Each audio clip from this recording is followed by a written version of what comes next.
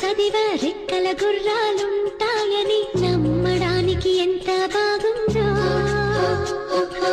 బాలమిత్ర కథలో చదివ పగడపు దీవులు ఉంటాయని నమ్మడానికి ఎంత బాగుందో.